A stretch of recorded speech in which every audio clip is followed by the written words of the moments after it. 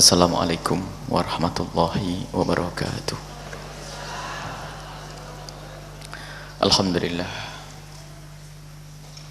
Nahmaduhu subhanahu wa ta'ala hamdan yuwafi ni'amahu wa yukafi'u mazidah. Ya Rabbana lakal hamdu kama yanbaghi li jalali wajhika wa 'azimi sultanika. Subhanaka la nuhsi thana'an 'alaika anta kama athnaita 'ala nafsik. Falakal hamdu wa lakal syukru 'ala dhalik. Allahumma salli wa sallim 'ala habibina wa syafi'ina wa maulana sayyidina Muhammad wa 'ala alihi al-mutahharin wa ashabihi at-tayyibin wa tabi'ina lahum bi ihsanin ila yaumiddin. Allahumma ya Rabbana allimna at-ta'wila wa faqihna fid din wa khsurna yawmal qiyamati ma'a zumratil ulama'il 'amilin wad du'atil mukhlisin ma'a imamihim habibik sayyidil mursalin. Allahumma ya Rabbana arzuqna taubata qabla al-maut wa syahadata 'inda al-maut wal jannata ba'da al-maut. Amma ba'du.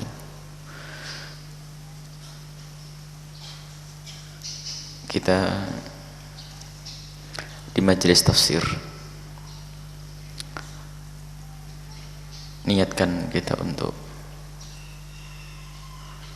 meningkatkan atau mendapatkan ilmu yang menjadi sebab kita semakin dekat kepada Allah. Niatkan kalau kita ingin, kalau kita membaca Al-Quran itu artinya kita untuk sadar diri bahwa kita saat ini diajak atau mendapatkan pesan dari Allah Subhanahu wa ta'ala.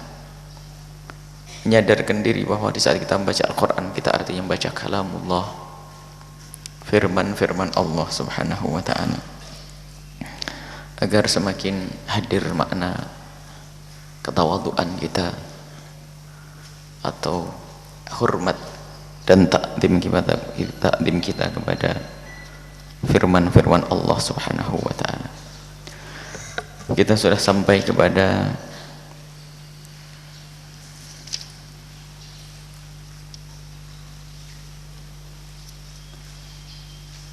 firman Allah Subhanahu wa ta'ala di dalam surat An-Nisa ayat ke-42. A'udzu billahi minasyaitonir rajim. Bismillahirrahmanirrahim. Yauma idzi yawaddul ladzina kafaru wa 'asawur rasula law tusawwa bihimul ard wa la yaktumunallaha haditha. Ya ayyuhalladzina amanu la taqrabus salata wa antum sukara hatta ta'lamu ma taquluna wa la junuban illa 'abiris sabil wala junuban illa abiri sabilin hatta taghtasilu wa in kuntum marda aw ala safarin aw jaa ahadun minkum minal ghaidi aw lamastumun nisaa falam tajidu ma'an fatayammamu sa'idan tayyiban famsahu biwujuhikum wa aydiyakum innallaha kana 'afuwan ghafura. Pungkasan cerita sebelumnya tentang keadaan hamba-hamba Allah kelak di hadapan Allah di hari kiamat. Tidak ada satu pun yang tersembunyi. Jika itu kebaikan akan dibalas oleh Allah dengan kebaikan.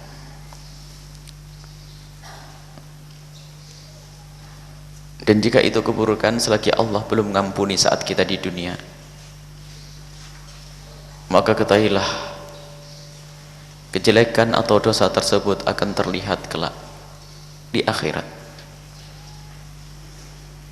Dan di saat hamba-hamba yang punya dosa kok tidak segera minta ampun kepada Allah saat di dunia, keburu meninggal belum diampuni oleh Allah, maka dengan dosa-dosa inilah mereka akan dibangkitkan. dengan kesalahan-kesalahan yang pernah dilakukan yang belum segera minta ampun kepada Allah, itulah mereka akan dibangkitkan. Keadaan padang mahsyar yang sangat mengerikan, hari kiamat yang menakutkan, dibarengi dengan beban dosa-dosa,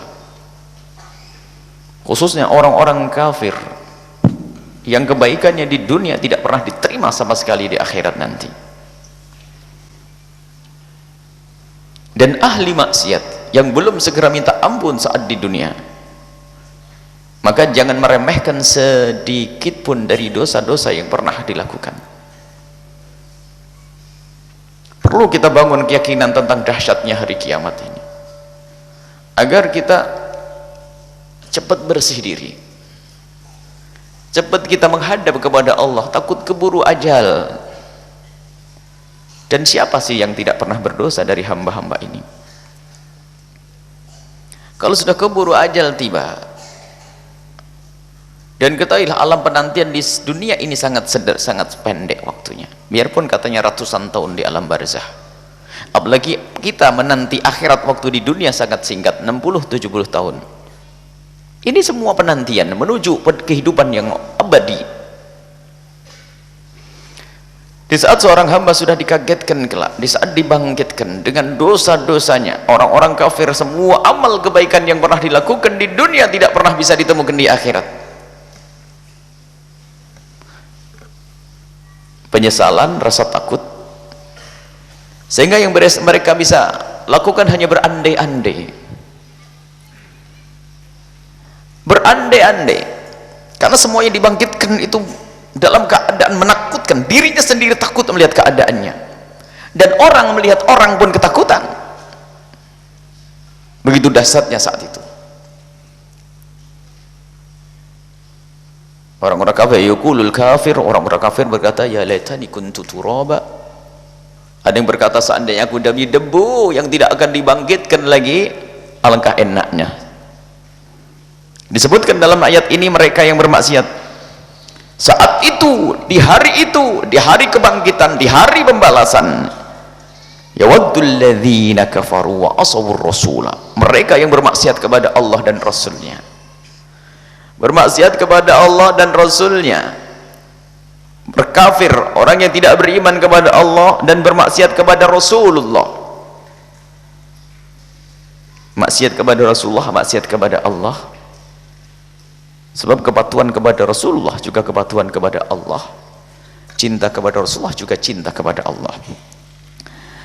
Mereka itu berangan-angan, lau tusawwa bihimul ard, kalau seandainya bumi itu diratakan dengan mereka, maksudnya mereka tenggelam ke bumi, sama dengan bumi sampai tidak muncul lagi sebagai manusia yang harus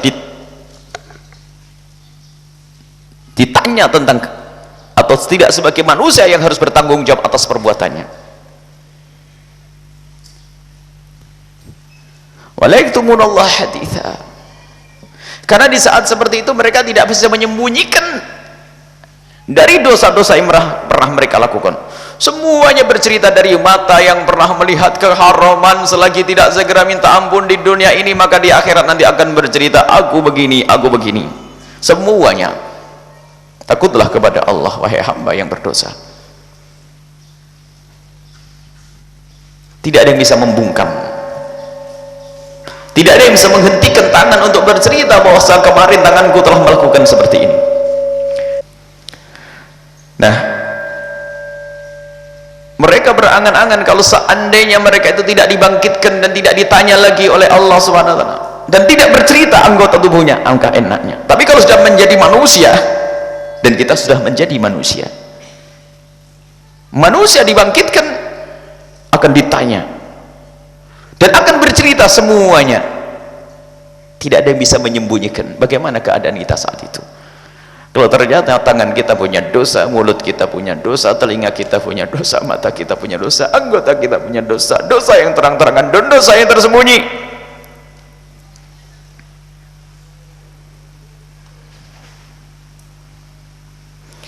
Kalau kejahatan di dunia masih perlu bukti-bukti yang harus dilihat oleh manusia. Kalau dosa-dosa di dunia bukti-bukti yang terlihat sehingga orang harus jebloskan ke penjara, masih bisa disembunyikan, bahkan masih bisa dikemas sehingga mungkin dia yang berdosa bisa ditumpangkan kepada orang lain. Tapi kalau di sana tidak ada. Di sini mulut bisa berbohong saat di dunia, akan tapi ketahuilah di sana mulut tidak berbohong lagi. Sadari. Dan itu ada hubungannya dengan keimanan di dalam hatimu. Jangan mengentengkan dosa sekecil apapun.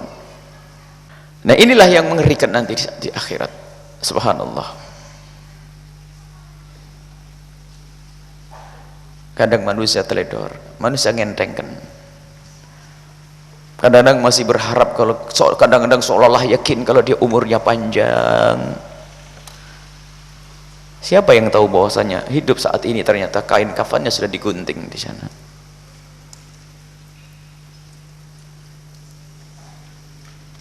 Nah, baik. Itu adalah rentetan dari kisah sebelumnya bahwasanya tidak ada yang tersembunyi bagi Allah. Begitu sebaliknya. Kebaikan yang pernah kita lakukan Allah akan balas. Allah akan balas. Ya ayyuhalladzina amanu la taqrabus salata wa antum sukara. Nah, ini buah daripada keyakinan kita yang benar tadi, bahwasanya di sana hari pembalasan, ada hari pembalasan. Buah keyakinan bahwasanya Allah tidak akan zalim kepada siapapun. Allah tidak akan zalim kepada siapapun. Kebaikan yang pernah mereka lakukan akan dibalas. Termasuk masih ingat, orang kafir jika berbuat baik maka akan dibalas oleh Allah, tapi hanya di dunia. Tapi urusan kita bukan urusan dunia, tapi urusan kita akhirat. Bahkan nanti ahli surga itu ada yang menyesal. Ahli surga menyesal. Ahli surga itu ada yang menyesal bahwasanya kenapa kebaikan yang aku lakukan kok diberi balasan di dunia, tidak diberi balasan di akhirat saja. Karena di akhirat sangat butuh kepada balasan tersebut. Sehingga yang ternyata dijadikan kaya raya, seandainya kekayaanku ditabung untuk akhirat saja, alangkah indahnya, pangkatku sangat tinggi. Diberi kesehatan, mikir kalau seandainya kesehatanku diberikan oleh Allah di akhirat saja, ini saya lebih tinggi pangkatku. Itu semua ada hubungannya dengan keyakinan. Ibu sekarang kalau tidak bisa makan masih bisa minta pada mertua. Mampir ke rumah mertua, assalamualaikum, mesti suruh makan nanti. Jadi seandainya tidak dikasih duit hari ini, tapi di saat ibu mau diarahkan, ibu mau pergi ke tengah hutan. Bapak ibu mau pergi ke tengah hutan, sekarang mau dikirim ke tengah hutan. Di situ tidak ada macam-macam, awas. Buah pun sudah direbut sama monyet. Sekarang dikasih tawari, dikasih makanan beras sama nasi sekarang atau nanti? Masih nanti, waktu di hutan nanti. Kenapa tidak ada makan? Kalau di sini masih gampang deh. Itu ada urusan sepele di dunia, tapi di akhirat lebih dari ini semuanya. Nah, maka berbekallah saat ini. Jauhi kemaksiatan, lakukan ibadah dengan benar. Jangan melakukan ibadah akan tapi bercampur aduk dengan kemungkaran. Memang kita manusia yang bisa bersalah dan bisa berdosa, akan tapi ketahuilah kita harus memperkecil, menekan dosa-dosa, mulai dari mengurangi dosa, bergegas untuk minta ampun kepada Allah. Itu adalah cara. Maka ada orang yang sudah sadar untuk beribadah, melakukan sholat, melakukan puasa, akan tapi kadang dia tidak sadar juga melakukan kemaksiatan. Kalau Al-Imam Al-Ghazali mengatakan al-ijtinab muqaddam alal iktisab, menjauhi segala dosa itu didahulukan daripada memperbanyak amal baik. Sebab kadang ada amal baik dilakukan dibarengi dengan dosa, dan ternyata dosa itu menghabiskan amal baik tersebut. Setelah keimanan terbangun tadi bahwasanya di sana ada hari pembalasan, di sana adalah hari perhitungan amal, di sana tidak ada yang tersembunyi di hadapan Allah Subhanahu wa taala. Itulah ahli iman. Maka diberi pendidikan, ya ayyuhalladzina amanu, wahai orang yang beriman. Wala taqrabus sholata. Engkau melakukan salat, tapi ingat, wala taqrabus sholata wa antum sukara. Jangan engkau melakukan salat dalam keadaan engkau mabuk. Para ulama mengatakan ini ayat-ayat turun pertama kali tentang khamr. Jadi dahulu tuh bertahap di dalam cara mengharamkan khamr, karena khamr, minuman keras, sudah menjadi kebiasaan masyarakat Arab jahiliyah. Dan strategi Islam di dalam menurunkan syariat itu adalah bitadarruj, sedikit demi sedikit sesuai dengan keadaan dan kebutuhan. Dan itu adalah satu manhaj, cara menyampaikan kebenaran. Pun kita kalau mendidik keluarga pun demikian, tidak spontan harus begini, tapi bertahap, tapi harus ada perubahan. Minuman keras mula-mula hanya dilarang di saat mendekati waktu sholat. Minuman keras dilarang di saat mendekati waktu sholat. Karena apa? Khawatir salah, karena kejadian ini, ayat ini turun suatu ketika ada orang melakukan sholat membaca qul ya ayyuhallazina a'budu ma ta'budun, itu menjadi wa a'budu ma ta'budun, aku menyembah apa yang kau sembah. Lah kan kacau jadinya. Maka akhirnya datanglah larangan bahwasanya jangan minuman keras di saat mendekati sholat, agar kalau kamu membaca sholat bisa benar. Itu mula-mula. Jadi yang perlu kita ambil di sini pendidikan bahwasanya Islam itu mendidik perlahan demi perlahan. Adapun masalah pengharaman khamr sudah jelas nanti. Ya ayyuhalladzina innamal khamru wal maisiru wal ansabu wal azlamu rijsun min amali syaitan fajtanibuh. Itu sudah jelas. Tinggalkan setelah itu. Baik. Nah, di sini ada orang melakukan kebaikan, akan tapi subhanallah, kadang masih dicampur. Ada orang bertanya, dia sholat tapi sesaat mabuk, belum sempurna. Sholat sesaat matanya jelalatan, ya. Maka ini adalah satu himbauan agar tidak mencampur aduk. Dalam hal ini memang pembahasan khusus masalah khamr, tentang bahasan masalah khamr, dan ayat ini sudah diselesaikan oleh ayat yang lainnya tadi. Ya ayyuhalladzina amanu innamal khamru wal maisiru wal ansabu wal azlamu rijsum min amali syaitan fajtanibuh. Jauhilah. Hatta ta'lamu ma taqulun. Ini awal-awal bahasanya, jangan sampai engkau melakukan minuman mendekati salat. Artinya kalau kau salat jangan sampai dalam keadaan mabuk. Sampai kamu sadar apa yang kau ucapkan, sampai hilang mabukmu dulu. Tapi setelah itu selesai. Hari ini sudah tidak ada lagi tadarrud seperti itu. Saya mau perlahan-perlahan. Tapi cara mendidik tetap seperti itu. Mungkin ada seorang pemabuk, bukan dikatakan ya kamu boleh dimabuk sedikit, enggak, akan tapi ngajarinya begini, kurangilah sedikit demi sedikit. Yang kecanduan, sabu-sabu segala macam, tetap harus, karena ini haram, akan tapi cara menguranginya kadang bertahap. Sama, termasuk mengurangi kebiasaan yang jelek harus perlahan demi perlahan. Kalau bisa spontan, hebat, dahsyat. Cuman yang dikhawatirkan nanti ada hal lain yang akan rusak. Cuman memang kalau sudah kemungkaran harus berhenti, karena khamr selesai, tidak. Cuman bagi orang yang kecanduan itu tetap berhenti, haram hukumnya, dosa, dan kamu harus terus menyesal. Tapi aku belum bisa meninggalkan, wajib kau meninggalkan. Caranya bagaimana? Bertahap, sebisa spontan seharusnya, cuman kadang-kadang tidak mampu. Kalau tidak mampu bagaimana? Ya tetap harus kau tinggalkan minuman keras. Caranya bagaimana? Bertahap. Sampai kapan? Secepatnya. Hari ini kalau bisa sudah selesai. Tetap begitu. Bukan berarti ya kalau minuman keras itu tetap boleh. Itu salah. Ada sebagian salah paham, dipikir ngikuti cara Al-Quran berarti apa? Berkata, tidak apa-apa kamu minum keras, minuman keras tidak haram karena kamu pemula. Tidak begitu. Tetap kita katakan minuman keras adalah haram. Dan kita beri himbauan bahwasanya cepatlah tobat kepada Allah, Allah Maha Pengampun. Sekaligus peringatan berat bahwasanya kalau kau mati dalam keadaan minum minuman keras, ketahuilah matimu su'ul khatimah. Itu. Walau junuban ila abiri sabilin. Ini adalah penjelasan tentang hal lain yang difahami para ulama tentang junub. Kalau orang dalam keadaan junub tidak boleh melakukan sholat, ini pembahasan bab toharoh, bab bersuci. Sholat di sini maknanya bisa masjid, bisa maknanya sholat hakiki. Kalau sholat hakiki ini pahami oleh para fuqaha bahwasanya dalam keadaan junub seseorang tidak boleh melakukan sholat, harus mandi besar terlebih dahulu. Begitu juga semua adalah hadas besar, mulai dari yang namanya bersenggama biarpun tidak keluar mani atau keluar mani tanpa bersenggama, kemudian melahirkan, haid dan nifas. 5 hal ini menjadikan seseorang harus mandi besar. Tidak diperkenankan sholat kecuali dalam keadaan dia sudah bersuci. Adapun bagi orang yang dalam keadaan junub, ini abidi sabil, ini untuk lewat saja, melewati masjid, karena dia mungkin junubnya di dalam masjid. Dan ini ada perbedaan di dalam mazhab Imam Asy-Syafi'i radhiyallahu anhu. Di dalam mazhab Imam Syafi'i dibedakan antara dihubungkan dengan masalah orang yang lagi dalam keadaan haid. Wanita dalam keadaan haid di dalam 4 madhab semuanya, 4 madhab, dan tidak ada pengecualian dalam ini. Dari 4 madhab tidak diperkenankan untuk al-mukthu fil masjid, untuk diam di dalam masjid. Memang ada fatwa-fatwa lemah dari madhab Imam Syafi'i juga madhab Imam Malik.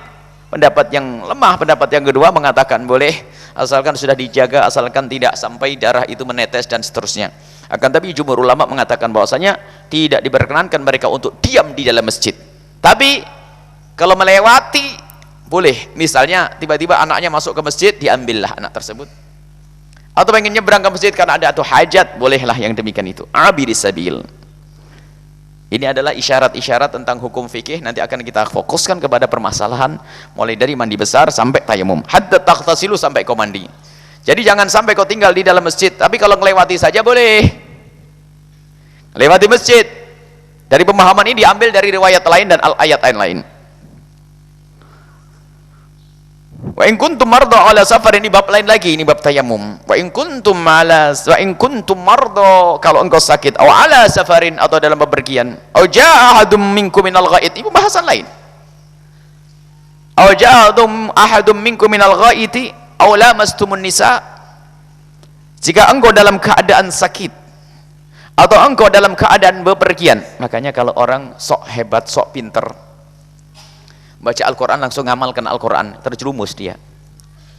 Sementara Al-Quran ini ada riwayat lain, ada ayat lain yang membicarakan tentang bab tayamum, bab mandi, bab wudu. Ya ayyuhalladzina amanu idza qumtum sholati faghsilu wujuhakum wa aydiyakum ilal marafiq wamsahu bi ru'usikum wa arjulakum ilal ka'bayn wa in kuntum marda 'ala safarin, ini falam tajidu ma'an, dan seterusnya. Falam tajidu ma'an fatayammamu sha'idan thayyiban. Ada ayat lain dan ada hadis-hadis Nabi yang banyak. Maka kalau orang hanya mengandalkan berpegang pada Al-Quran dan hadis, tapi nggak pakai guru, juga tersesat. Sebab cara istimbat ada aturannya. Coba bingung dia kalau macam bingung apa ini. Saat itu orang sakit, bepergian, kemudian auja ahadum minkum minal ghaid, atau selesai dari buang air, maksudnya buang air besar. Ulama menjelaskan, dan juga buang air kecilnya nggak ada nanti. Wah, ini yang besar saja, ngatur sok pakai akalnya sendiri. Oh, ini air besar saja. Ulama mastumun nisa, bersentuhan dengan perempuan, atau menurut mazhab Imam Abu Hanifah bersenggama. Falam tajidu ma'an, kemudian tidak ada air, fatayammamu sha'idan, kemudian bertayamumlah engkau dengan hamparan yang bagus, yang bersih, yang suci. Famsahu biwujuhikum wa aydiyakum, usaplah wajahmu dan tanganmu. Lihat. Kalau tidak pakai penjelasan daripada riwayat-riwayat dari Nabi SAW, atau padukan dengan ayat yang lain, akan tersesat. Bukan Al-Quran menyesatkan, memang cara memahami Al-Quran bukan diserahkan kepada asal orang. Untuk bagian-bagian pemahaman fikih-fikih yang mengandung makna ini dan itu. Tapi ada yang sudah jelas, orang bisa membaca, faham, qul huwallahu ahad, Allah adalah Maha Tunggal, selesai. Ada bagian yang rumit, perlu istimbat, perlu cara berfikirnya, cara istimbatnya orang-orang ulama, dan mereka ada metodologinya, ada ilmu untuk bisa memahami Al-Quran, untuk ilmu memahami hadis Nabi SAW. Baik, dari rentenkan satu ayat ini bisa kita harus menjelaskan tentang hukum bagaimana orang mabuk. Yang kedua adalah hukum bagaimana orang hadas besar. Yang ketiga bagaimana hukum tentang tayamum. Mana yang kita dahulukan? Ini perlu waktu khusus. Kalau mandi besar barangkali sederhana kita bahas secara singkat. Bahwasanya yang menjadikan sebab orang mandi besar ada 5. Bersenggama, mohon maaf. Bersenggama. Ini syarat saja di sini. Bersenggama, mohon maaf, biarpun tanpa keluar mani. Asalkan mohon maaf sudah masuk kemaluan seorang laki-laki, bagian mohon maaf, ini majelis mulia, bagian kepalanya ke kemaluan seorang perempuan. Baik jalur depan atau jalur belakang. Alhamdulillah, belakang. adalah sudah wajib mandi, baik yang menggauli atau yang digauli, baik dengan cara halal atau haram berzina. Na'udzubillah. Cuman para ulama kadang tidak membahas masalah zina, sebab biasanya ini pembahasan di kalangan orang-orang mulia. Suami memasukkan kemaluannya istri. Ada yang bertanya, gimana kalau pakai zina? Ya dibahas karena sudah jelas ini hina sudah. Tetap mandinya iya, cuman jarang dibahas oleh para fuqaha. Biasanya hanya suami memasukkan ke tempat istri, biarpun tanpa keluar mani. Yang kedua adalah keluar mani dengan sengaja atau tidak, biarpun tanpa senggama. Yang ketiga adalah haid, sampai selesai ilmu haid ada sendiri. Yang keempat adalah nifas. Yang kelima adalah melahirkan. Biasanya ada tambahan, tapi kewajiban untuk orang lain, yaitu orang meninggal dunia. Baik, ini adalah ringkasnya. Cara mandi besar sederhana, niat mandi besar begitu saja, kebiurkan air ke sekujur tubuh, air yang bisa dipakai untuk wudhu, biur, selesai. Nggak pakai sampo pun sah, selesai, digampangin. Tidak usah persulit harus pakai sampo dan sebagainya. Mungkin ada orang menunda sholat subuh gara-gara nggak punya sampo, beli sampo dulu, terlambat. Kebiur, selesai. Tayamum. Kemudian masalah membatalkan wudhu di sini dibahas. Buang air besar, makanya membatalkan wudhu sendiri bahasan di sini luas pembahasannya. Ringkas saja, barangkali kita pengen punya fikih praktis, fikih ringkas. Yaitu, mohon maaf, keluar sesuatu dari lubang depan, lubang belakang. Isyarat al-ghaid, buang air besar tadi. Ghaid. Isyarat, buang air besar, air kecil, keluar dari sesuatu dari lubang depan, lubang belakang, membatalkan wudhu, menjadikan orang wajib wudhu. Keluar apapun, kalau sudah apapun jangan bertanya, baik itu permata, intan atau angin, sama sudah.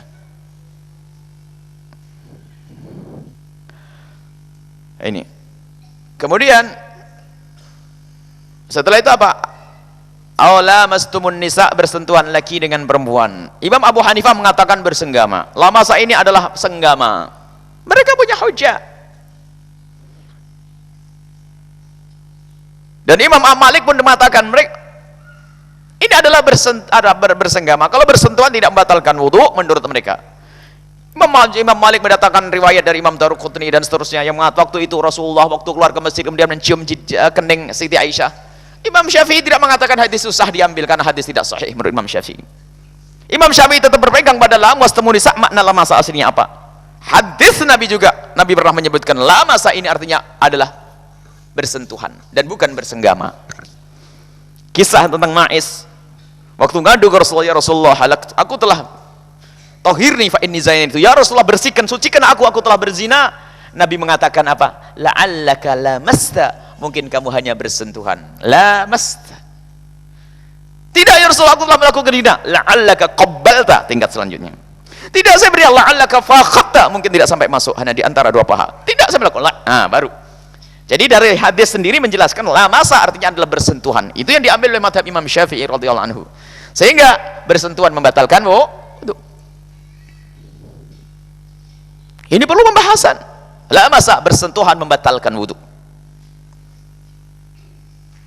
Hadis Bukhari, hadis sahih, Rasulullah melakukan salat. Ini mazhab Imam Malik. Oh, kita hormati mazhabnya orang besar. Rasulullah melakukan salat, Siti Aisyah melintang di tempat sujudnya Nabi Muhammad, sehingga waktu Nabi Muhammad sujud dipeganglah, dilipatlah kaki Siti Aisyah oleh Rasulullah SAW. Hadis sahih. Cuman jangan melintir pemahaman. Imam Abu Malik punya pendapat dengan menjelaskan hadis ini dengan cara, Imam Syafi'i juga dengan cara. Loh, bagaimana orang melakukan sholat kok melipat kaki? Berarti kan menyentuh, tidak batal sholatnya. Hadis sahih. Kalau tadi Imam Daruqutni hadisnya dia terima, ini hadis sahih bagaimana? Ente di Indonesia mazhab Syafi'i. Guru-guru ente mazhab Syafi'i mengatakan itu adalah bersentuhan adalah batal. Adapun hadis ini mazhab Syafi'i, Imam Syafi'i menjelaskan. Dijelentreh, tanya, jawab. Kalau orang tidur tuh biasanya pakai ini. Waktu Nabi Muhammad cerita itu musim panas, musim dingin? Nggak tahu. Nah, nggak tahu kan, besok tahu. Kalau seandainya musim dingin, orang umumnya musim dingin tidur pakai selimut tidak? Pakai selimut nggak kuat. Kalau di Indonesia itu saat dingin-dinginnya di Indonesia nggak pakai selimut masih enak. Tapi kalau di negeri Arab musim dingin nggak pakai selimut, kayaknya besok jadi bangkai. Jadi mungkin musim dingin, mungkin musim panas. Mungkin pakai selimut, mungkin tidak pakai selimut. Ayo, siapa yang bisa memastikan? Apakah ada keterangan fi ayyami syita, fi lalayil syita, atau di malam-malam musim panas, atau syaif al-layali syaif, musim-musim panas? Tidak ada keterangan. Makanya Imam Syafi'i itu setelah menemukan Al-Quran jelas sesuai dengan hadis Nabi bahwasanya dalam masa bersentuhan, di saat menemukan hadis tersebut, ini mungkin musim panas, mungkin musim dingin, mungkin pakai selimut, mungkin tidak. Jadi tidak pasti Nabi Muhammad bersentuhan kulit. Maka apa? Semua dalil idza tatarraqa alaihi al-ihtimal saqata anhu al-istilal. Kalau dalil mengandung begini begitu, kita pinggirin dulu. Bukan dibuang hadisnya, pinggirin, pakai yang jelas saja. Jelas mazhab Syafi'i. Maka tidak usah aneh-aneh yang di Indonesia, batal, selesai. Kalau mau Anda mengatakan tidak batal, cukup berkata saya ikut Imam Malik dan sama Abu Hanifah. Tidak usah mengatakan yang benar gini. Wah, itu minta ditendang itu orang itu. Karena apa? Merendahkan Imam Syafi'i. Sama kalau Anda melihat orang mengatakan saya ikut Imam Malik, hormati dia karena ikut Imam Malik. Tapi yang ngaku ijtihad, itulah yang perlu dirotan. Masuk Indonesia sok hebat. Indonesia umum Syafi'iyah. Kalau Anda mengatakan tidak bersentuhan, mencentuh tidak batal, ikut siapa? Saya ikut ulama guru saya yang ada di Maroko. Oh ya. Atau ikut guru saya yang ada di India, karena di Maroko adalah kebanyakan Malikiyah, yang di India adalah mazhab Abu Hanifah. Ya enggak apa-apa, karena ikut Imam Abu Hanifah. Tapi mengatakan yang benar ini dalilnya ini. Kalau dalil, ayo diadu dalilnya. Ulama yang punya dalil, selesai. Semuanya perlu pemahaman yang benar. Kadang orang sombong, hanya menemukan hadis Nabi. Wah, hadis. Kalau sudah Rasulullah yang bersabda, apalagi? Siapa lagi yang kita patuhi? Memang Imam Syafi'i nggak ngerti hadis. Imam Syafi'i nggak pernah baca hadis. Imam Syafi'i itu mujtahid. Mujtahid itu bukan di dalam urusan istimbat. Kalau nanya mujtahid mutlak, itu bukan saja beliau itu punya dhawabit, punya qawaid, punya kaidah metodologi untuk memahami hadis dan Al-Quran. Akan tapi mereka di dalam mengatakan hadis sahih pun pakai ijtihad. Pakai ijtihad. Kalau kita mengatakan hadis sahih kan sahih Bukhari kan begitu ya. Rawahu Bukhari, Muslim. Kita pun dalam mentasih hadis taklid. Tapi Imam A'immatul Arba'ah mengatakan hadis ini sahih, setelah beliau cermati sampai hadis ini sahih menurut saya. Selesai. Baik, ini adalah ringan masalah apa? Masalah tapi isyarat lamastumun nisa. Falam tajidu ma'an fatayammu sa'idan. Lah ini bab tayammum dibahas. Nah, tayammum cukup ngaji seminggu sekali. Mau dapat semuanya nih repotnya. Ringkas saja biar rindu nanti. Tayamum, apa yang menjadikan orang boleh tayamum? Boleh melihat kitab fikih para ulama besar. Akan tapi kita ingin simpulkan dari apa yang dikatakan ulama. Saya peringan saja memahami tayamum. Dalam 5 menit 10 menit, fahami tayamum. Kapan orang boleh tayamum? Boleh bertayamum itu kapan? Menurut mazhab kita Imam Syafi'i radhiyallahu dan jumhur. Hanya nanti riwayat dari Imam Malik kalau ada satu hal itu masalah lain sama Imam Abu Hanifah. Bahwasanya yang menjadikan kita boleh bertayamum sebabnya satu tok.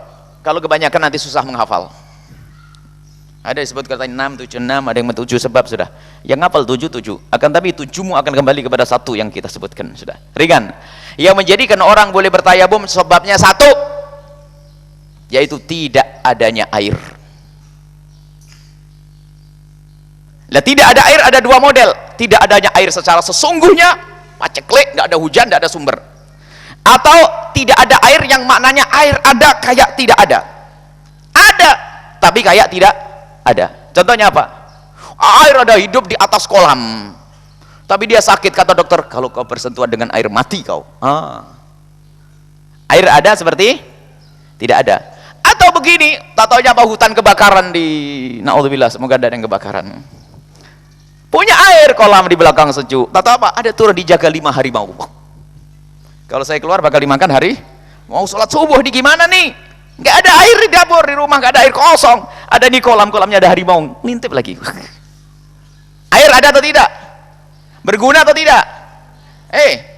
Nggak berguna, kita tidak bisa ngambilnya. Berarti ada seperti boleh tayamum. Jadi kembali kepada satu sebab, yaitu tidak adanya baik tidak ada secara sesungguhnya atau ada seperti tidak ada.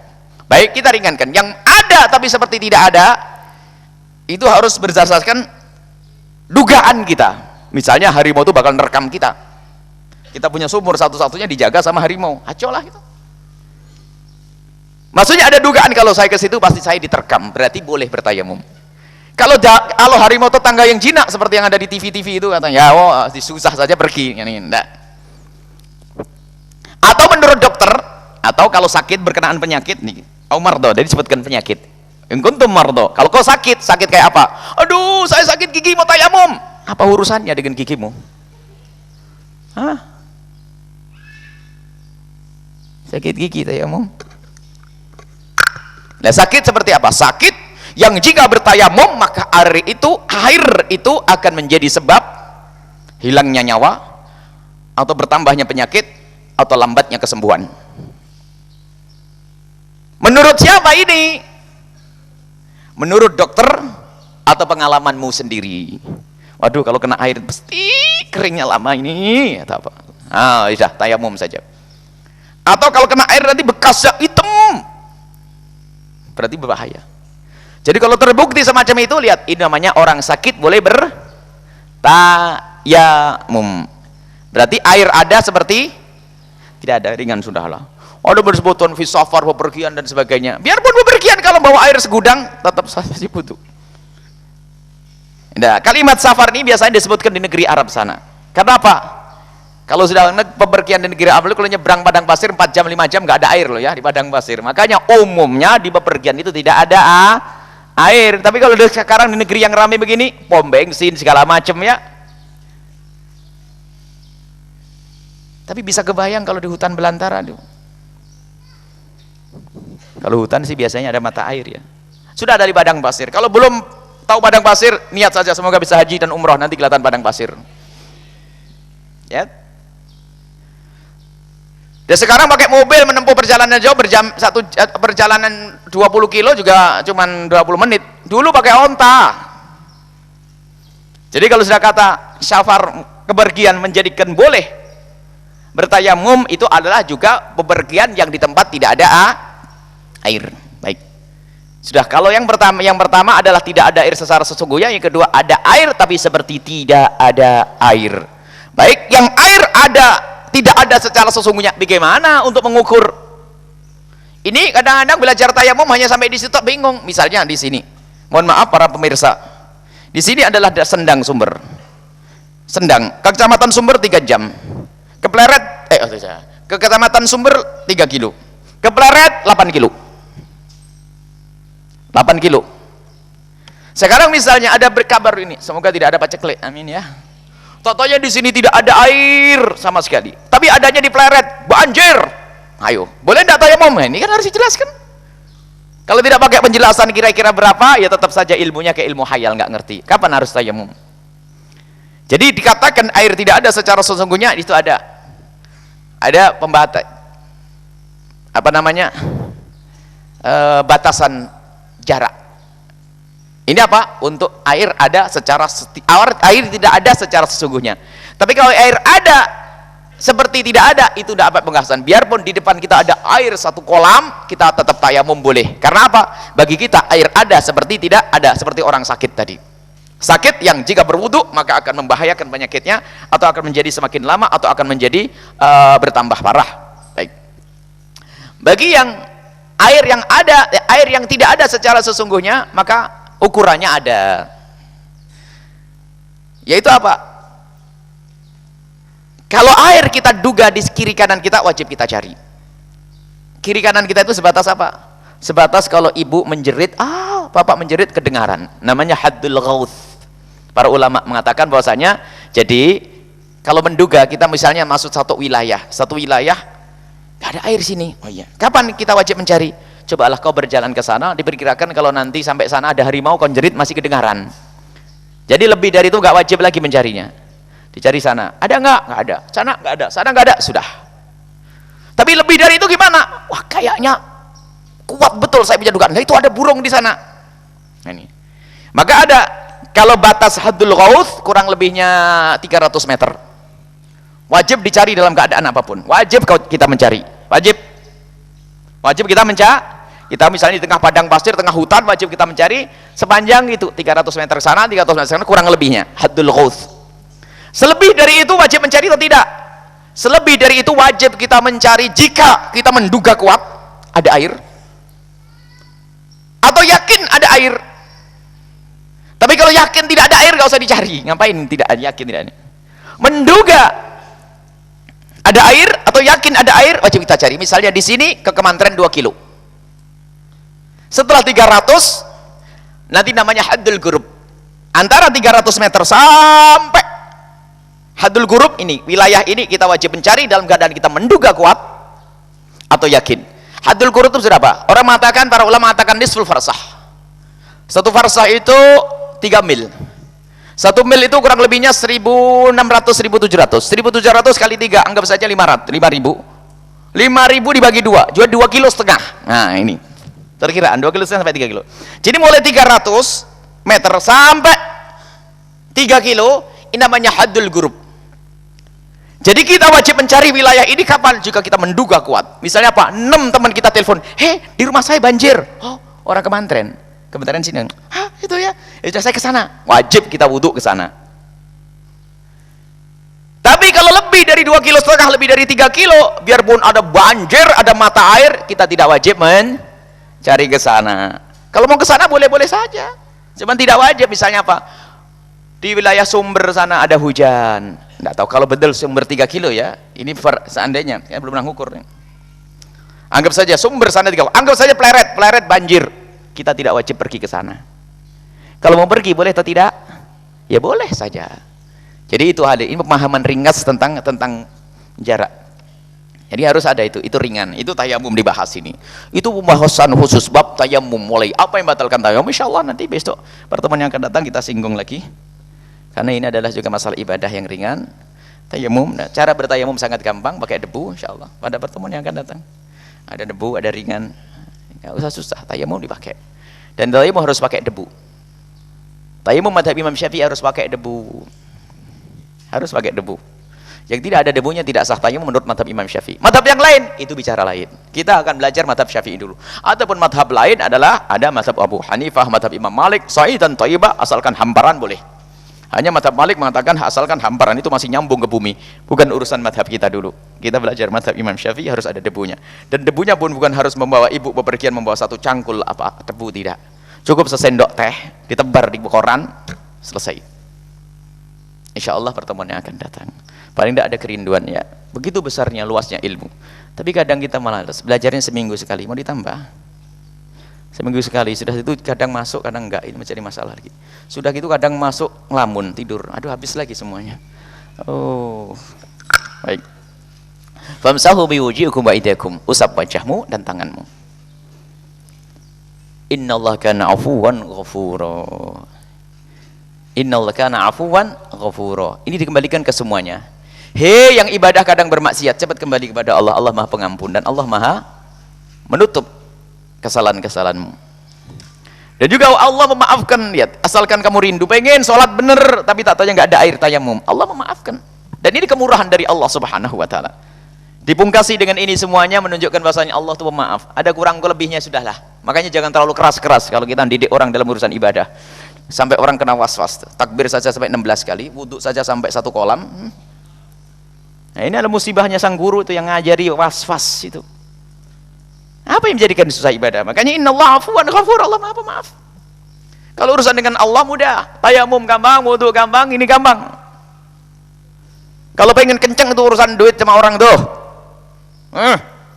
Urusan kepada manusia. Tapi kalau urusan ibadah nanti ada kemudahan-kemudahan. Ada madhab ini, madhab itu, selesai. Cuman ingat kita harus tetap berpegang dengan madhab kita Imam Syafi'i demi kemudahan kita di dalam mengamalkan ilmu.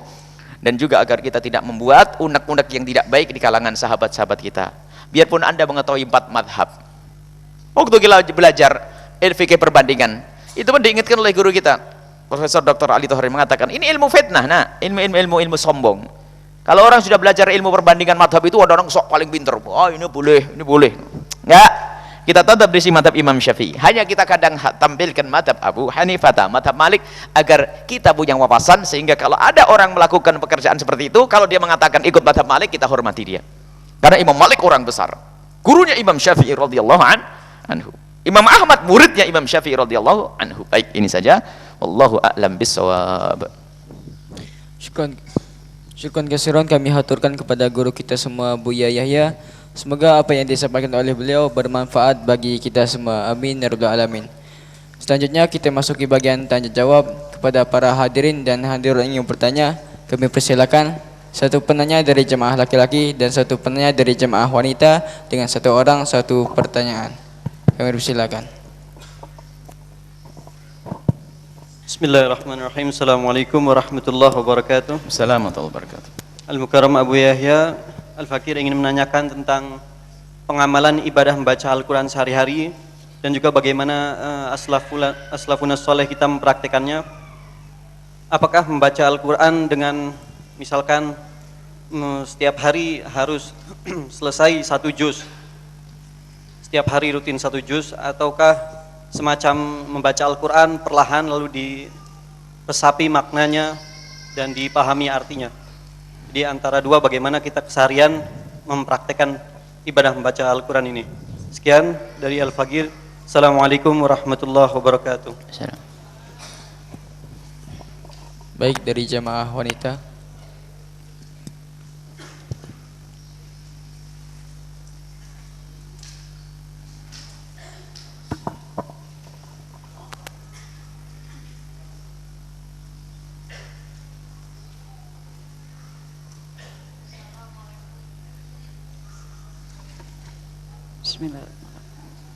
Assalamualaikum warahmatullahi wabarakatuh. Waalaikumsalam. Khususnya kepada Buya, kami sampaikan ada teman kami yang selalu hadir di jemaah sini. Waktu minggu kemarin meninggal dunia, Buya. Namanya Ibu Sana, emang dia udah kena stroke. Ibu siapa? Ibu Sana dari Kepongpongan. Nah kemarin selalu kalau kesini tuh, yuk nanti kalau saya nggak ada umurnya saya diminta didoain sama Buya, kata gitu. Nah kemarin minggu kemarin tuh kebetulan udah sampai perjalanan sini sakit Buya, dalam keadaan mau kesini. Nah di situ jadi saya mohon maaf kepada Buya, khususnya minta doa dari Buya, saya sampaikan itu saja. Assalamualaikum warahmatullahi wabarakatuh. Waalaikumsalam. Ibu yang mau tanya? Baik, bagi ibu-ibu yang ingin bertanya.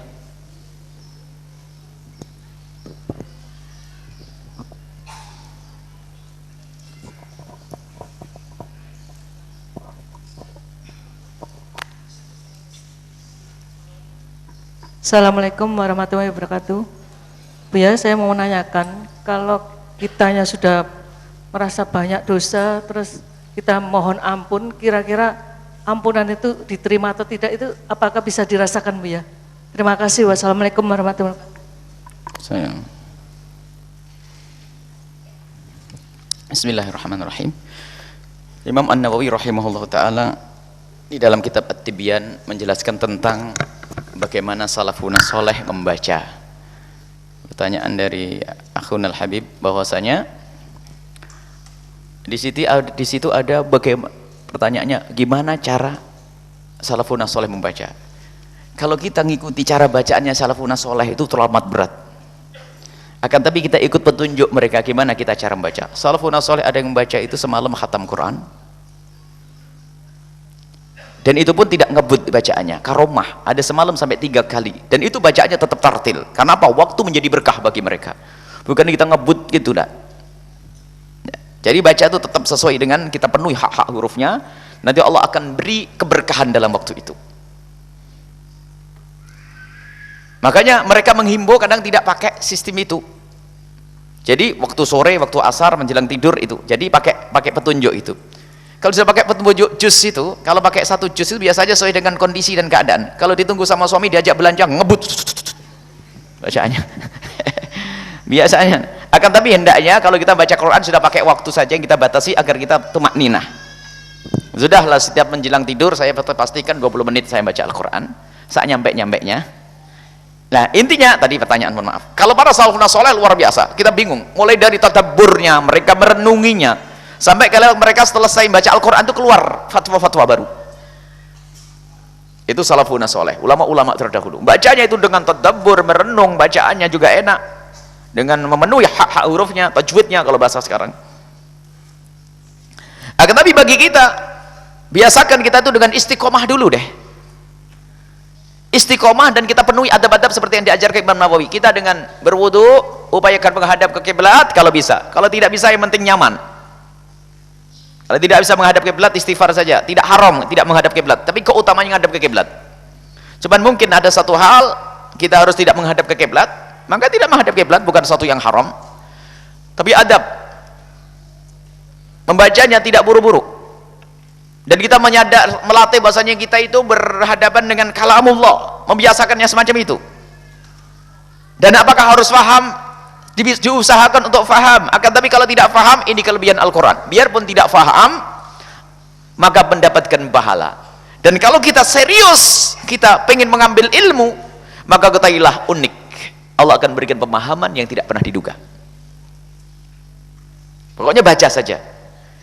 Ada diberi oleh Allah kekuatan iman di dalam batin kita, kesejukan di batin kita. Itu biarpun tidak paham Al-Quran. Sehingga Al-Imam Al-Ghazali rahimahullah ta'ala dalam muqaddimah risalah qudsiyahnya, bagaimana menguatkan keimanan dan menjadi keteraman batin sehingga nggak perlu kita berpetualang dalam dunia falsafah. Padahal beliau jago falsafah, beliau juga jago dialek manteknya. Itu Imam Ghazali nomor 1. Beliau itu meruntuhkan falsafah-falsafah Yunani, itu Imam Ghazali. Dan kalau bicara falsafah, Imam Ghazali adalah imam falasifah. Bicara kecerdasan, aduh, belum ada tandingannya pada zaman itu. Akan tapi ternyata Imam Ghazali pada kesimpulan akhir bahasanya, ternyata untuk mencari petunjuk dan keteraman batin adalah dengan membaca Al-Quran dan banyak berzikir kepada Allah. Faham tidak faham, ada kesejukan di dalam hati. Baru setelah itu dialog mantek, falsafah itu hanya untuk berurusan dengan orang yang susah diatur akalnya kecuali dengan mantek dan falsafah. Tapi orang awam, masya Allah, nggak perlu mantek. Ada yang nggak kenal mantek tapi bisa nangis di malam hari. Ini yang belajar falsafah, tahajudnya adalah setahun sekali. Jadi ternyata itu, bacalah Al-Quran dengan petunjuk salafun saleh. Baca dulu dengan menghormat bahwa ini adalah kalamullah. Adapun tidak paham, urusan nanti. Bahasa dulu, jangan buru-buru, sisihkan waktu yang khusus, hormati bacaanmu, maka nanti Allah akan berikan ilmu. Bacaan yang benar semampumu, semampu kita. Nah, kalau bisanya belepotan memang tidak disengaja, ya nggak apa-apa. Maka jangan sampai ibu deket-deket sama Ustaz Tajwid. Yang bacaannya jelek itu deket-deket sama Ustaz Tajwid, bisa berabe nanti. Ustaz Tajwid ngertinya tajwid tok, sementara tidak membaca bagaimana cara membaca Al-Quran yang diajarkan Nabi. Ada orang ngadu Rasulullah dari tak. Ada orang itu baca Al-Quran itu belepotan, berat. Kalau orang Sunda gak punya fa, punyanya pak. Biarpun bulat tetap pak, gak punya fa. Orang sebagian Jawa Timur gak punya huruf ha, jadi al, jadi ka. Ya tidak ada. Biarpun dipaksa tetap keluar a, ka. Ya, lah kalau memang bisanya seperti itu, bagaimana Nabi menghimbau membesarkan hatinya, dapat 2 pahala. 2 pahala memang bisanya begitu, 2 pahala. Yang satu pahalanya membaca utuh, yang 2 adalah pahalanya capek tadi. Wah, ini jadi jangan sampai dipatahkan semangatnya ibu-ibu yang belajar Al-Qur'annya, belajar ikhlas setelah pensiunan tuh. Ini biasanya setelah pensiun baru sadar. Alhamdulillah masih sadar. Yang menjadi masalah pensiun di dunia juga nggak sadar nih. Alhamdulillah, ini banyak ibu-ibu. Senang kita ngeliat ibu-ibu sudah sepuh biasa membaca Al-Quran. Umur berapa ibu? Saya sudah 60, sudah pensiun. Kalau nggak pensiun nggak berani. Kayaknya harus pensiun semuanya ini, biar ngaji. Harus belajar. Jangan tersinggung yang pensiun. Yang pensiunan jadi contoh yang baik. Wah, saya dibuka app saya di depan orang enggak. Bacaannya Masya Allah gak karu-karuan. Memang belajar Al-Qurannya sudah tua. Jangan dipaksa seperti Ustaz Tajwid. Kadang-kadang Ustaz Tajwid baca Quran enggak benar, jangan baca Quran sekali. Malam yujawidil Qur'ana athimun. Dari mana itu? Itu kan penyair, itu kan nazam tajwid. Malam yujawidil Qur'ana athimu. Kalau nggak pakai tajwid adalah dosa. Iya, bagi orang yang baca benar bisa, tapi bacanya nggak benar dosa. Tapi kalau bapak-bapak, ibu-ibu yang memang sudah terlambat belajar Al-Quran, bisanya begitu, dapat pahala utuh. 2 lagi. Nah ini intinya apa? Khusyuk, hormat. Adapun bacaannya harus seperti apa? Semampu kita. Adapun berupaya untuk memahami, ketahuilah, berusaha untuk memahami. Tapi jangan kebablasan. Sebagian orang mengatakan, kalau nggak paham, nggak dapat pahala. Salah. Sehingga karena katanya nggak paham, nggak dapat pahala, keblinger lagi. Apanya? Baca terjemahannya toh. Terjemahan ada faedah, tapi nggak ada pahala membaca Al-Quran. Karena qiraatul Quran, lafaz-lafaz yang diturunkan oleh Allah. Ada nggak baca terjemahan toh?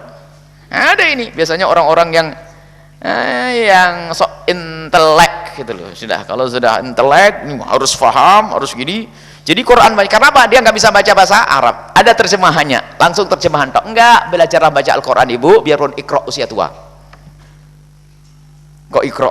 Umi juga lah manhajnya. Ini ikro, ada manhaj ikro, manhaj umi. Sudahlah, kok ita baghdadiyah anakum inakum sudah sama aja. Sekarang banyak metode, nanti disebut satu, nanti yang lain perlu disebut. Pokoknya ilmu cepat membaca Al-Quran atau metode Al-Bahjah itu yang sudahlah. Jadi yang penting bisa cepat baca Al-Quran, nggak apa-apa, belajar Al-Quran. Jangan sampai pasrah. Ini gara-gara pemahaman sebagian orang, harus paham karena gurunya kebetulan baca Al-Qurannya jelek, langsung saja dipangkas. Nggak usah baca Al-Quran, yang penting maknanya saja. Akhirnya baca terjemahannya, wah keblinger lagi. Baca Al-Quran biarpun belepotan, kalau memang bisamu seperti itu mendapatkan pahala. Itulah pendidikan dari salafun soleh. Pastikan dalam sehari jangan tidur kecuali sudah baca Al-Quran, atau paling tidak sehari harus ada bacaan Al-Quran, selembar, 2 lembar dan sebagainya. Paling enak pakai batasan waktu. Waktu. Jadi batasi waktunya, misalnya 1 jam. Kalau sudah menjadi waktu berkah itu tiba-tiba 1 jam, biasanya hanya 1 juz, bisa tiba-tiba 5 juz menjadi keberkahan. Namanya karomah. Dan tidak bisa juga itu kok lancar. Ada orang baca Al-Quran bingung, lah kok sudah begini juz? Karena apa? Saking khusyuknya dengan Allah, waktu itu diperlebar oleh Allah. Waktunya sama 24 jam, tapi bagi orang tersebut menjadi berkah. Bisa khatam Al-Quran sehari dalam 2 kali.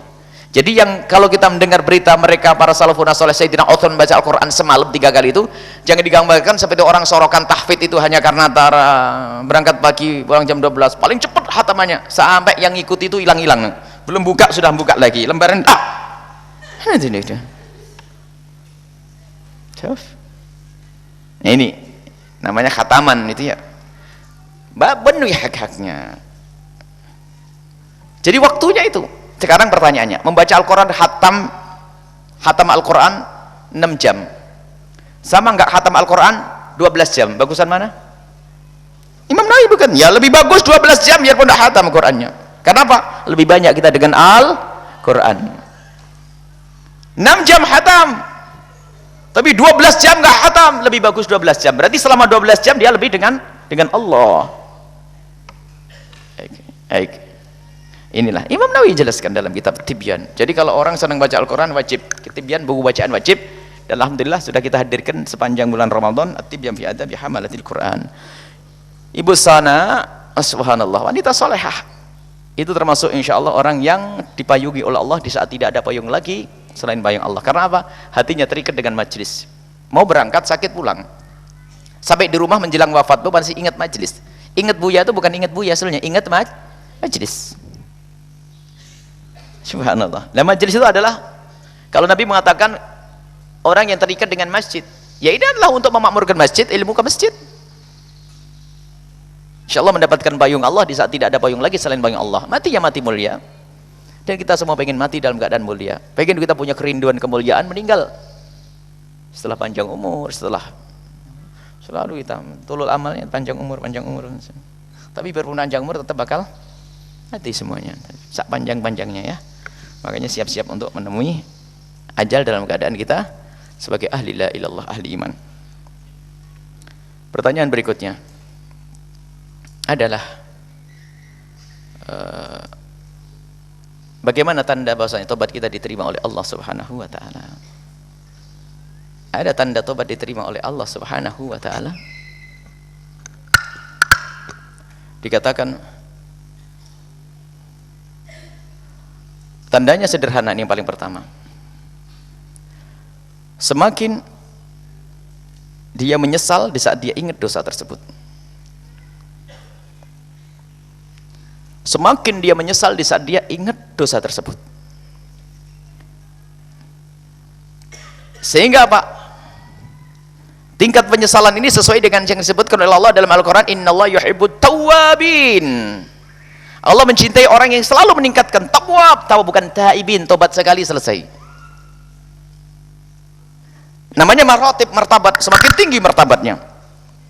Jadi orang bertobat itu bermacam-macam. Ibu lihat tingkatan orang tobat. Yang pertama bertobat dari dosa gede, yang kedua bertobat dari dosa kecil. Ada orang yang bertobat bukan dari dosa yang sesungguhnya. Nabi Muhammad istighfar 70 kali. Dosa apa ya Rasulullah? Atau ibu yang punya kebiasaan bangun malam, ternyata tidak bisa bangun malam, bangun tuh langsung istighfar, astagfirullahaladzim. Cep. Ada tobat. Jadi tobat martabat. Makanya tanda tobat itu diterima oleh Allah ditingkatkan lagi menjadi tawwabin. Tobat sekali bertobat menyesal dosa yang itu, tapi di saat ingat lagi semakin lagi dia Allah. Maka apa? Semakin dia takut dengan dosa itu, maka semakin jauh dia untuk melakukan dosa yang serupa. Semakin jauh, ini tanda yang paling tampak bahwasanya kalau mengingat dosa itu semakin dia menyesal. Allah. Mungkin seorang kepleset dalam dosa yang serupa, tapi biasanya karena sebab yang berbeda. Sampai kemarin ingat waktu kita Riyadhus Shalihin, ada orang melakukan dosa lalu bertobat, melakukan dosa lalu bertobat, melakukan dosa bertobat. Apakah diampuni? Allah diampuni asalkan tobatnya sungguh. Sungguh, tobat yang sungguh, menyesali dan menyesali. Sampai kapan? Sampai kau bosan. Kalau kau bosan bertobat, maka Allah tidak ampuni. Makanya terus tingkatkan tobat. Ini tanda tobat. Yang pertama adalah di saat kita ingat dosa tersebut, kita semakin menyesal. Nah ini. Kemudian karena tobat itu maknanya kembali kepada Allah, tanda orang bertobat adalah setelah dia bertobat, dia pun semakin dekat kepada Allah. Ada perubahan. Memang perubahan katanya tidak sempurna, ada perubahan, ada sedikit perubahan, ada perubahan. Itu tanda. Jadi ada orang itu istighfarnya adalah istighfar yang perlu diistighfari, istighfarnya tetap saja melanggar. Makanya kita perlu sekarang mencermati diri kita itu. Kita ingat dosa itu, memang kita menyesal. Tapi semakin kita mengingat, semakin menyesal, itulah tanda tobat. Sebab tobat itu tidak hanya sesaat menyesal. Sekarang menyesal, besok pengen lagi. Nah, itu belum tobat. Tapi orang bisa kepleset, ingat supaya tidak salah paham bahwasanya ada orang dalam hadis Nabi melakukan dosa, misalnya dosa memandang yang haram, besok melihat lagi. Apa berarti dia ngulang dosa? Oh tidak, itu dosa yang lain. Kadang sebabnya beda. Yang pertama dia melihat yang haram karena dia sengaja membuka ngintip dan seterusnya, haram. Yang kedua sebabnya beda, terlihat lalu dia mengulang yang kedua jadi dosa. Kalau kita melihat di tengah jalan ada aurat kebuka, lakal ula, pertama tidak dosa. Tapi kalau sudah kita ngelirik yang kedua, dosa lah ini, sebabnya beda.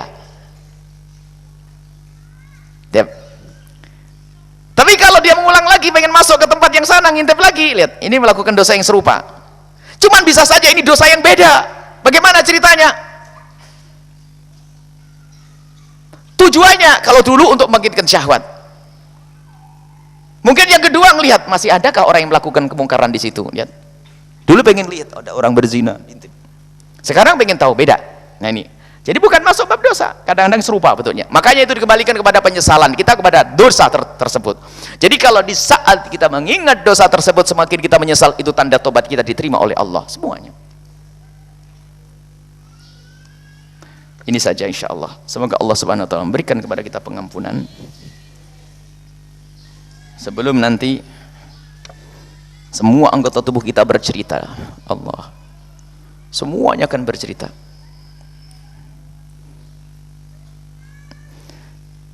Semoga Allah mengampuni yang berbicara.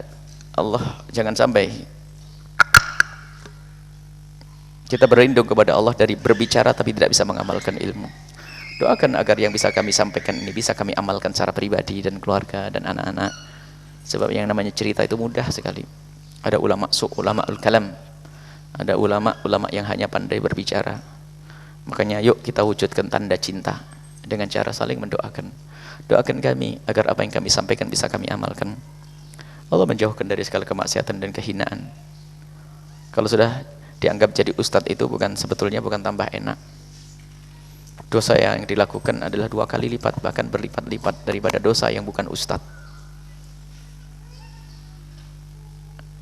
Merasa dia lebih bersih dari yang lainnya pun menjadi kotor saat itu.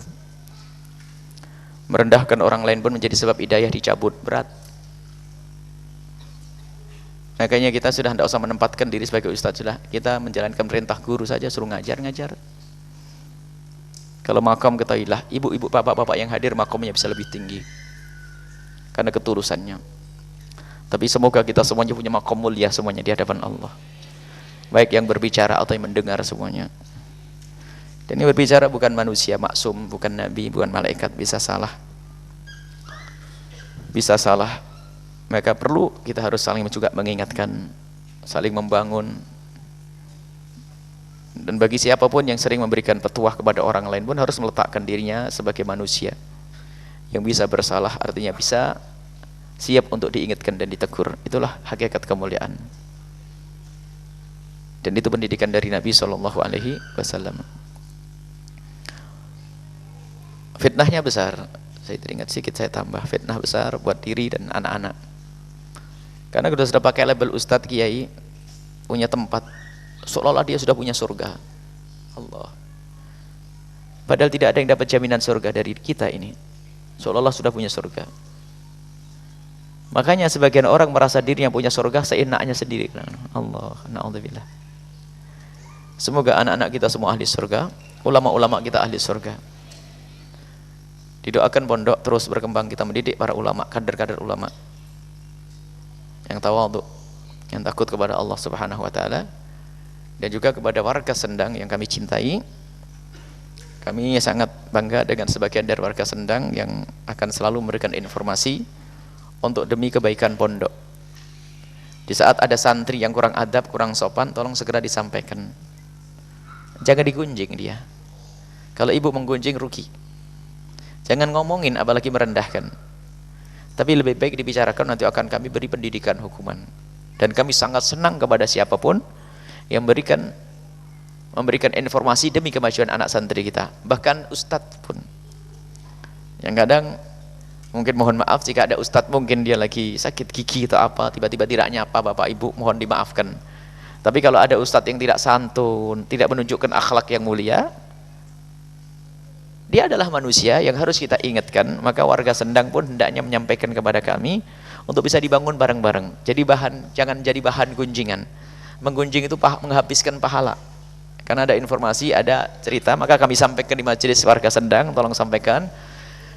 Kami tidak mendukung akhlak yang tidak baik. Jadi kalau ada yang berakhlak tidak baik, itu perlu diingatkan ya.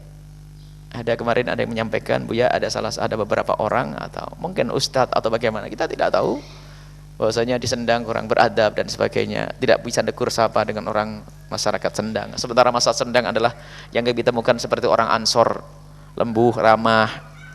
Tak taunya datang guru untuk al-bahjah, kalau jalan kayak sengat tawon. Mana senyummu, mana? Di sini diajarkan kenal Nabi, senyum sapaan.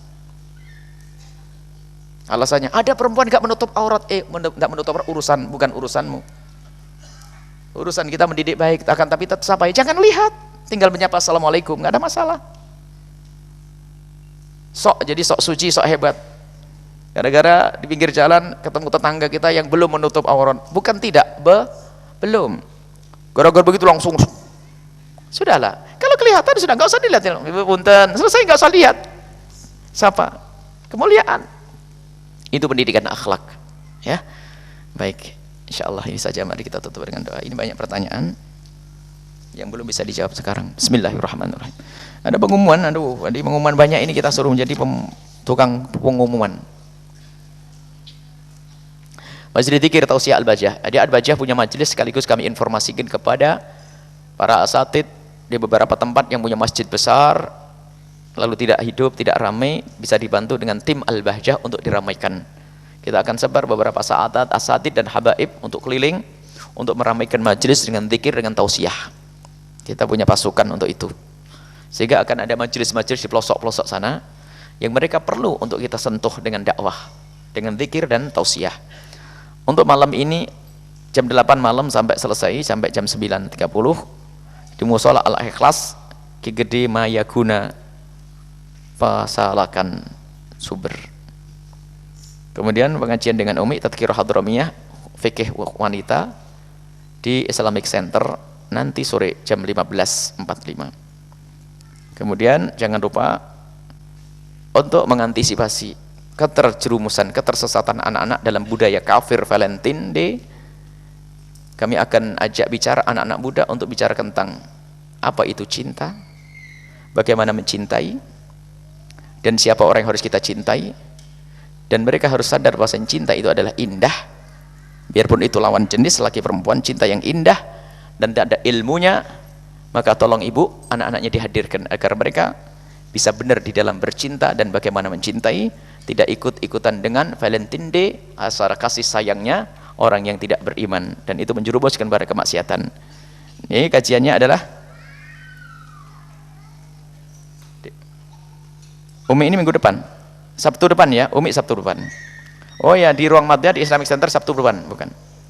Adapun untuk anak-anak muda, Bapak Ibu mau Valentinan ya nggak mungkin. Kalau Bapak Ibu ngasih ini, sudah Bapak Ibu Valentinan 2 kali kesalahannya ini. Anak muda itu loh yang Valentine ini, masih muda kadang-kadang ikut ke bawah dengan bahasa kasih sayang, terpesona dengan indahnya kalimat kasih sayang sedunia. Waduh, kalimat cinta itu betul-betul menggiurkan. Maka akan kita bahas dengan detail di Universitas Gunung Gurun di Uswagati tanggal 18 Rabiul Tsani atau 8 Februari. Hari apa ini? Hari Ahad. Hari Ahad. Ahad depan, setelah dari sini. Setelah dari sini langsung. Jadi ikut konvoy dengan Buya nanti. Kemudian tadi dengan Bang Hak itu. Kemudian di Universitas Wiralodra Indramayu di Aula Nyi Endang Dharma. Baik, itu tanggal 7 Februari. Lu hari apa? Sabtu juga. Minggu depan setelah acara di sini. Ngecer tuh. Ngebut pakai helikopter. Ini yang buat jadwalnya. Insyaallah ngejar, karena di situ ada Bang Hak dulu yang menyampaikan, nanti baru kita menyusul. Maulid Akbar di Al-Bahjah 2 tanggal 15 Februari. Baik, ini saja. Kemudian acara di beberapa stasiun televisi yang bisa diikuti, bagi yang sudah punya televisi, bagi yang belum punya televisi nggak usah beli televisi. Buya tidak mendukung beli televisi. Jangan gara-gara Buya di televisi lalu alasannya, Pak, Buya di TV, tolong don beliin televisi. Enggak. Jadi para bapak kalau sudah tidak punya televisi, biarkan tidak usah punya televisi. Bagi yang sudah punya televisi, ada yang di daerah Bandung dan sekitarnya bisa mengikuti di MK TV setiap Jumat, Sabtu, Ahad pukul 9. Di Cirebon ada 2 stasiun televisi, RC TV sama Cirebon TV setiap malam Jumat. Untuk Jawa Timur, khususnya Kediri, Blitar, Tulungagung, Nganjuk, Madiun, Jombang di BBS TV. Kemudian untuk Jawa Timur dan juga tersebar ke wilayah bagian-bagian Jawa atau TV 9. Kalau BBS TV setiap jam 4 sore. Kalau TV 9 setiap Ahad pagi. Kemudian secara nasional di MNC TV setiap Senin pukul 4:30 atau 4:30 ya.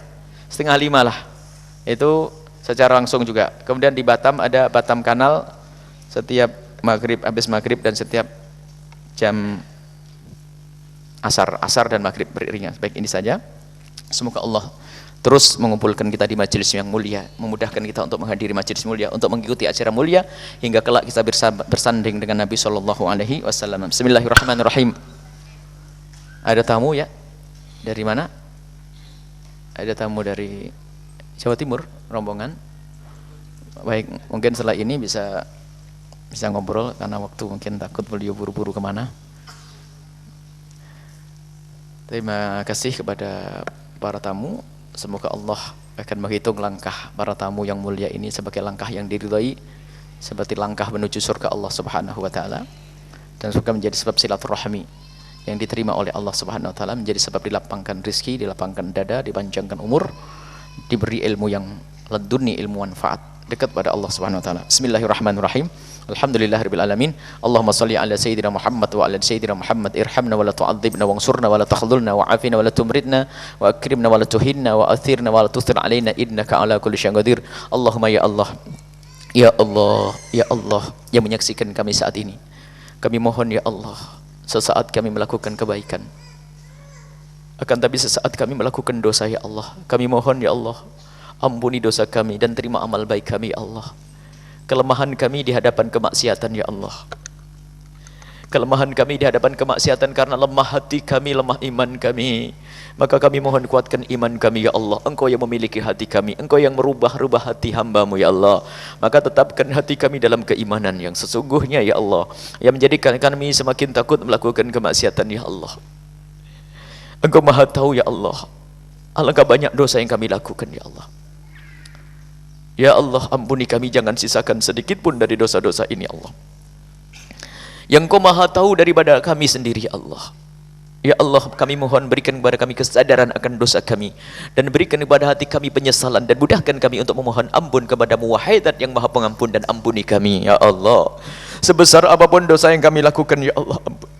Jangan sisakan sedikit pun dari dosa ini. Kami takut di hari pembalasan nanti ya Allah. Kami takut di saat Kau bangkitkan kami dengan dosa-dosa ya Allah.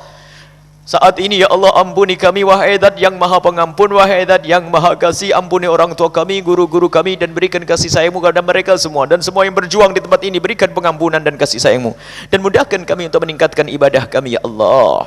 Ya Allah, ya Allah, jauhkan kami dan anak keturunan kami dari minuman keras ya Allah, yang menjerumuskan ya Allah, segala hal yang Kau haramkan ya Allah, yang merusak akal ya Allah. Jauhkan anak-anak kami ya Allah. Lindungi mereka saat ini zaman-zaman rusak, pergaulan menjerumuskan ya Allah. Akan tapi ya Allah, jika Engkau yang menjaga anak-anak kami, sungguh tidak ada satupun yang bisa mengganggu anak kami. Jauhkan mereka dari pergaulan yang salah. Jauhkan kami dan mereka semua dari zina yang busuk, hina dan Kau hinakan ya Allah. Jauhkan kami ya Allah dari zina yang busuk, hina dan Kau hinakan ya Allah. Ya Allah, ya Allah.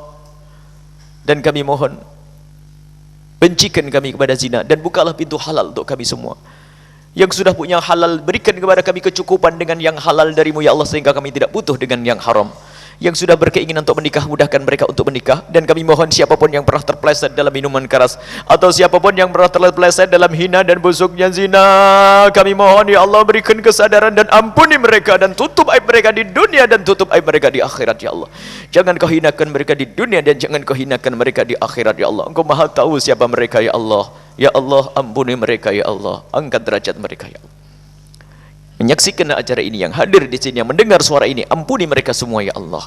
Dan rindukan kami kepada Al-Quran ya Allah. Cintakan kami untuk membaca Al-Quran, dan berikan kepada kami pemahaman yang benar. Mudahkan kami untuk mengamalkan ya Allah.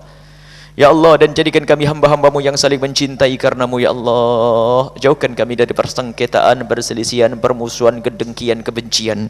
Dan kami mohon ya Allah, jika ada orang berbuat salah kepada kami, jika ada orang zalim kepada kami, jika ada orang menfitnah kami, jika ada orang menggunjing kami mohon ya Allah, ampuni mereka. Jangan Kau timpakan kepada mereka musibah di dunia dan di akhirat. Kami tidak rela karena mereka juga umat kekasih-Mu Nabi Muhammad ya Allah. Siapapun yang berbuat zalim kepada kami ya Allah, jangan Kau hukum mereka, berikan pengampunan ya Allah, dan berikan kesadaran, hentikan dari kezaliman ya Allah, dan jauhkan kami dari mendendam ya Allah. Dan kami mohon ya Allah, ya Allah, yang sempit rizki mereka, lapangkan rizki mereka dengan rizki yang halal penuh berkah. Yang sakit sembuhkan, yang telah meninggal ampuni dan angkat derajat mereka ya Allah. Dan rindukan kami ke majelis mulia seperti ini Allah, dan jadikan kami ahli istiqomah ya Allah. Dan kami mohon panjangkan umur kami semua dalam ketaatan serta sehat walafiat. Dan kami mohon ya Allah, berikan kepada kami semua khusnul khatimah, mati dalam keadaan iman. Kami ingin kelak saat Kau hendak mencabut nyawa kami ingin Kau cabut nyawa kami dalam keadaan kami sujud dalam solat kami Allah. Kami ingin Kau cabut nyawa kami dalam keadaan kami menyampaikan kebenaran. Kami ingin Kau cabut nyawa kami di saat kami ya Allah menjalankan tugas kekasih-Mu Nabi Muhammad ya Allah. Kami ingin mati dalam keadaan mulia ya Allah. Ya Allah, berikan kepada kami semua khusnul khatimah, mati dalam keadaan iman. Dan kami mohon ya Allah, kepada semua yang telah berjuang di sini, berikan kepada mereka ketulusan, keikhlasan. Jangan sampai apa yang mereka lakukan tidak bisa mereka lihat di akhirat nanti Allah. Berikan ketulusan yang sesungguhnya ya Allah. Ya Allah, sehingga semua kebaikan yang terjadi di sini akan menjadi pahala untuk mereka ya Allah, sepanjang masa hingga di akhirat, di hari kiamat ya Allah.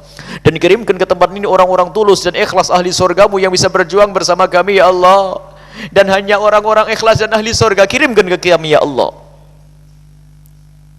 dan jadikan kami bersama mereka, dan berikan kepada kami dan mereka semua husnul khatimah, mati dalam keadaan iman. Dan kami mohon ya Allah, jadikan ucapan kami di akhir hayat kami kelak, saat Engkau hendak mencabut nyawa kami mohon saat itu hati dan lidah kami mampu mengucapkan kalimat agung dan mulia, la ilaha illallah Muhammadur Rasulullah, la ilaha illallah Muhammadur Rasulullah, la ilaha illallah Muhammadur Rasulullah sallallahu alaihi wasallam. ربنا آتنا في الدنيا حسنة وفي الآخرة حسنة وقنا عذاب النار وصلى الله على سيدنا محمد وعلى آله وصحبه وسلم. الحمد لله رب العالمين. الفاتحة.